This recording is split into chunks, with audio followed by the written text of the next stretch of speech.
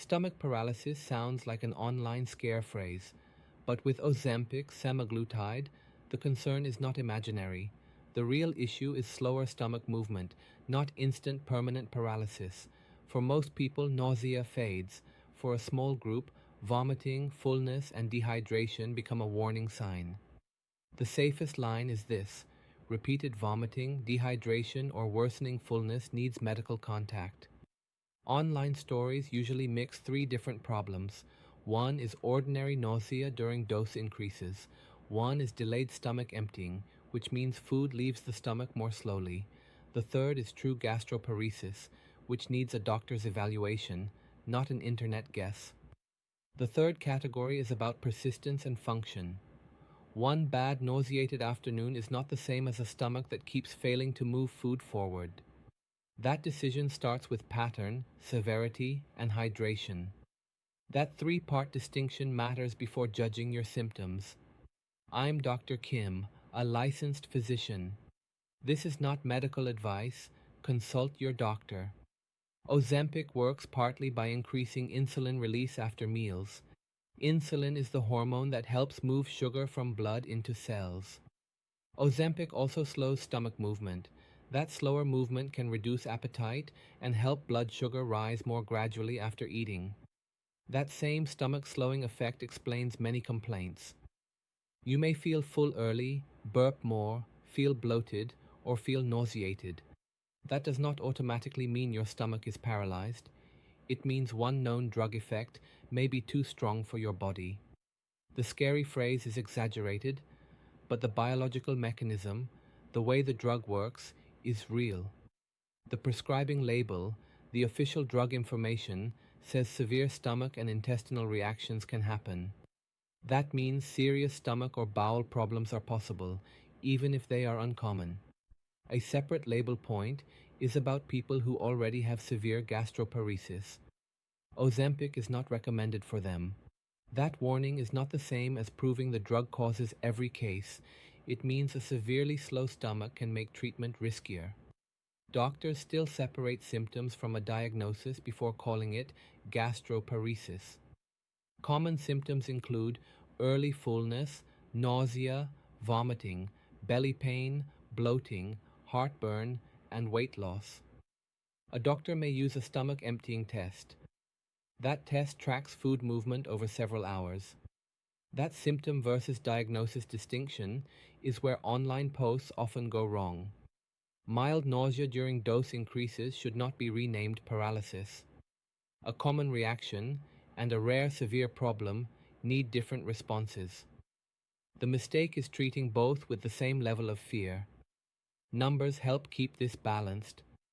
In Ozempic trials, stomach side effects were more common than placebo, an inactive treatment used for comparison. Some patients stopped treatment because of them. Severe stomach and intestinal reactions were uncommon, but they were not zero. Common discomfort is expected. Severe ongoing trouble is a different category. Those trial numbers point to a middle ground. Both sides are partly wrong. The internet can exaggerate the danger, but clinics can also underreact when symptoms keep escalating. Repeated vomiting changes the category. Losing weight too fast or failing to drink enough also changes the category. What trial numbers miss is individual history. Diabetes itself can damage nerves that help the stomach move. That means some patients may already have slow stomach emptying before Ozempic starts. The drug may reveal a problem that was previously mild or hidden. That is why timing matters.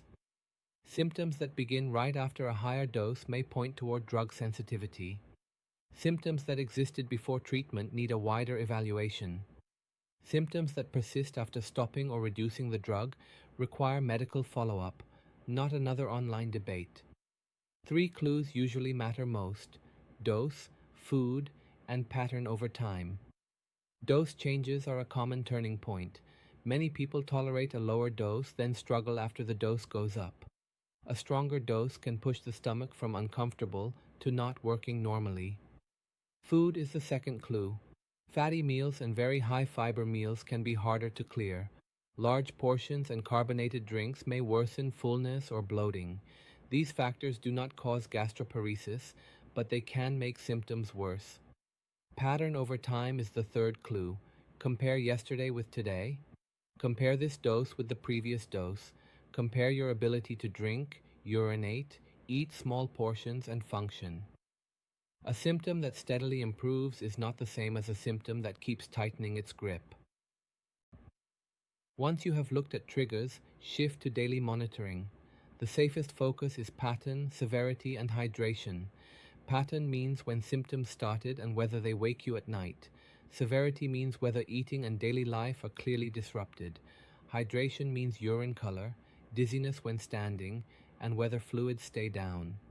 Mild symptoms stay on the safer side only when they remain tolerable. They may feel worse near dose changes. They should not block fluids, repeat vomiting, or make you afraid to eat or drink for days. Concerning symptoms are different. Call your doctor if vomiting repeats, dehydration develops, or you cannot keep fluids down. Also, call for severe abdominal pain, extreme bloating, rapid weight loss, or symptoms that do not improve after dose adjustment. If symptoms feel dangerous, urgent care is safer than waiting. After urgent warning signs, doctors still ask what else could be happening. A stomach infection, severe constipation, or a physical blockage can look similar. That matters because the right response may be fluids, testing, a medicine change, or urgent care. Severe upper belly pain deserves extra caution. Gallbladder disease or pancreas inflammation can cause major pain and vomiting. Those problems are not the same as slow stomach emptying. A drug pause cannot replace evaluation when pain, fever, or dehydration appears. After those look-alike problems, the next step is separating comfort from safety. Comfort problems are unpleasant, but you can still drink and function. Safety problems threaten fluid intake, nutrition, or the ability to keep daily medicines down. Once safety enters the picture, the goal is not toughness. The goal is timely medical guidance. If daily medicines may not stay down, that problem can become part of the decision. Absorption means how medicine gets from the gut into the body. If vomiting makes pills come back up, treatment can become less predictable. That matters for diabetes pills, blood pressure medicines, pain medicines, and other daily drugs. A separate safety issue is procedure planning because sedation changes the risk. Do not ignore upcoming anesthesia or procedures. Ozempic can leave food in the stomach longer before sedation. Aspiration means stomach contents enter the airway. Tell your surgical team if you use Ozempic, especially before deep sedation or general anesthesia. Those are specific scenarios. For everyday stomach symptoms, the decision is different. Not everyone should stop Ozempic at the first stomach symptom. Stopping suddenly may worsen blood sugar control or bring appetite back quickly. The practical question is whether symptoms are mild and improving or severe and continuing. A doctor may review the dose, other medicines, diabetes history, eating pattern, and symptom timing. The answer may be slower escalation, a lower dose, a pause, or a different treatment. For everyday use, prevention means reducing avoidable stress on the stomach. Increase doses only as prescribed. Eat smaller meals during dose changes. Reduce heavy fatty meals if they worsen symptoms. Keep fluids steady, and write down patterns before visits. The clearest way to think about this is not panic or denial. Ozempic can slow the stomach, and that effect is expected. Severe persistent symptoms are not expected. The memorable line is this: common nausea is a side effect. Repeated vomiting, dehydration, or severe pain is a signal. Medicine simplified. That's what this channel does. If you want more, hit subscribe. This is not medical advice. Consult your doctor.